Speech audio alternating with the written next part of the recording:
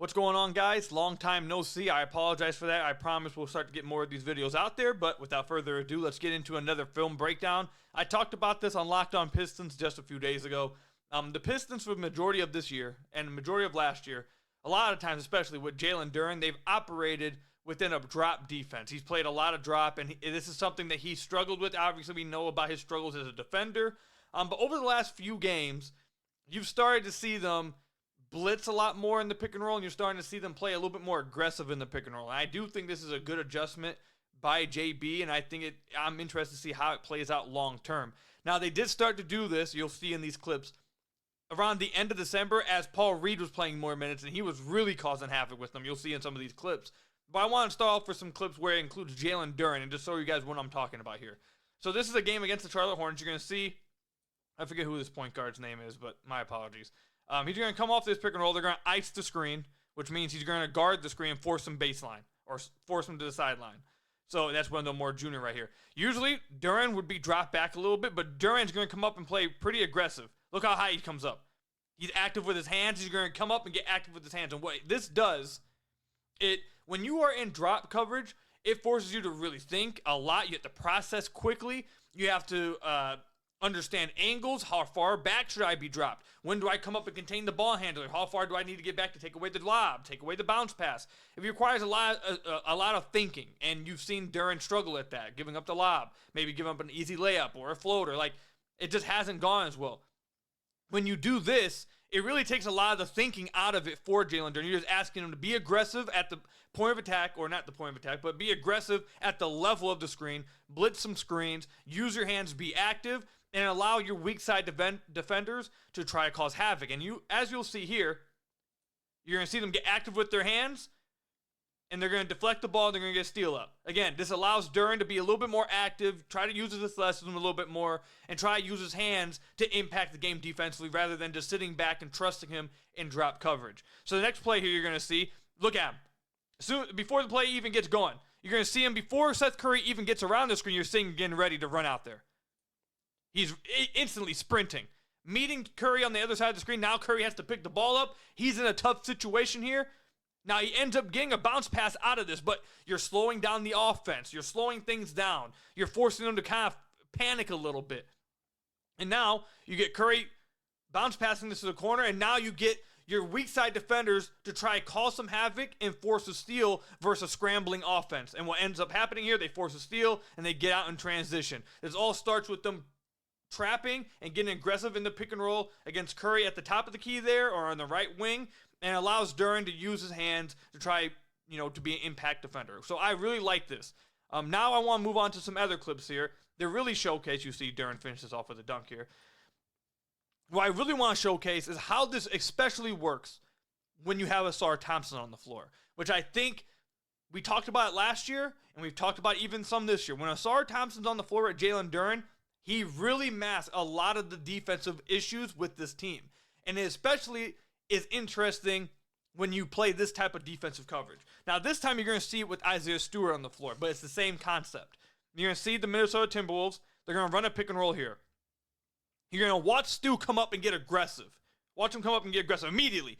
Meets him out here. Now, what this causes, you are now going to have a 4-on-3.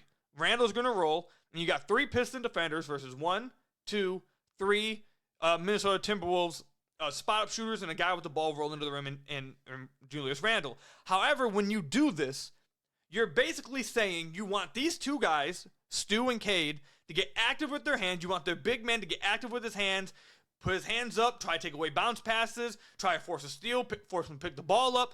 That's what you're asking those two guys to do. Don't allow the ball handler to get around the big man. If you allow that, then you're really cooked. But close off the drive, make him pick up the ball, make a pass, or knock the ball away and get a steal. The next thing you're asking, when you have an athlete like Ausar, when you have a high-level processor like Ausar, when you have a defensive playmaker like Ausar, you think playmaker, you think offense. Ausar is a defensive playmaker. You're basically asking Ausar to roam and just cause havoc and force steals and force just completely wreck a team's offense. And you saw Ausar do this against the Timberwolves. He completely destroyed their offense. And as you're going to see here, Randall's going to roll. Ausar's going to read this instantly. He's going to make this steal. He's going to beat them right there, get the steal. Now the Pistons out in transition. When you have a guy like Ausar Thompson on the weak side, when you play this type of coverage, you are telling him basically to roam right here. Read their eyes, make a read, use your high processing speed, which is something I've used or I've talked about a lot with Ausar, why I'm so high on him as a player. He sees things in slow motion. He knows, he anticipates things incredibly well. And Ausar's going to read this early and get in a position where he's going to make this steal. And that's what happens when you play this aggressive type of defense. So now that was another possession where the Pistons were able to get out in transition. Now this one's going to be Paul Reed. You're going to see Paul Reed get out here against the Hornets, force a steal immediately. Beasley gets stuck on the screen, doesn't matter because Paul Reed's getting out here and he's getting aggressive with his hands. And something with Paul Reed, he's incredibly quick laterally and he's a really good athlete.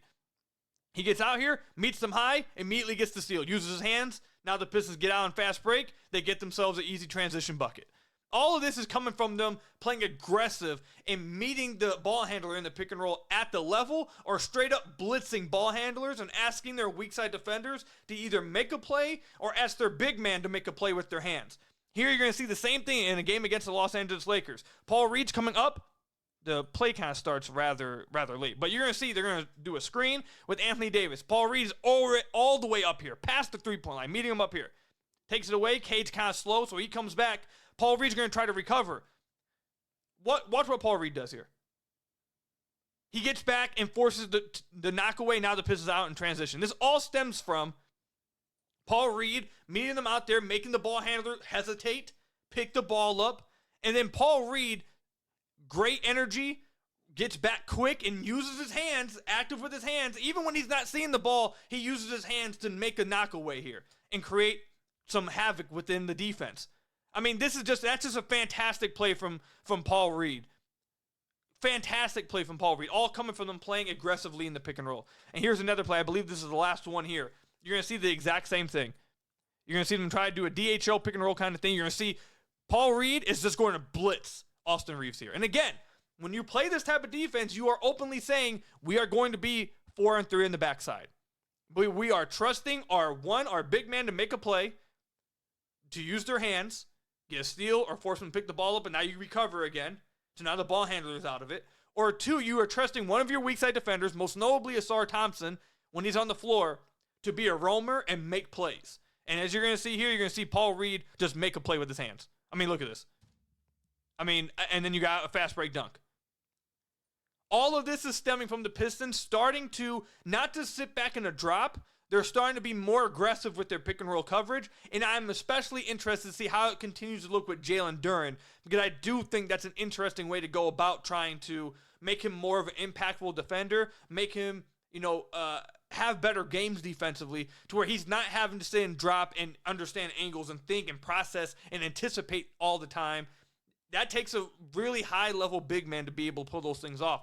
If you're asking him to just be aggressive within the pick and roll and be active with his hands, he's the level of athlete that maybe that creates some real havoc. And if you play him with Ausar, you really can make things happen, especially in transition, as Ausar as a roamer, while Duren is really blitzing and playing high at the level in pick and roll. So something I really have liked from JB over the last few weeks. And I hope he continues to do it even more, especially with Ausar and Jalen Duren on the floor. I'm interested to see it. Hopefully it works out. We'll see. That's all I've got for you guys today. Hit that subscribe button down below. I really appreciate it. Till next time, next film breakdown. I'll see you guys later.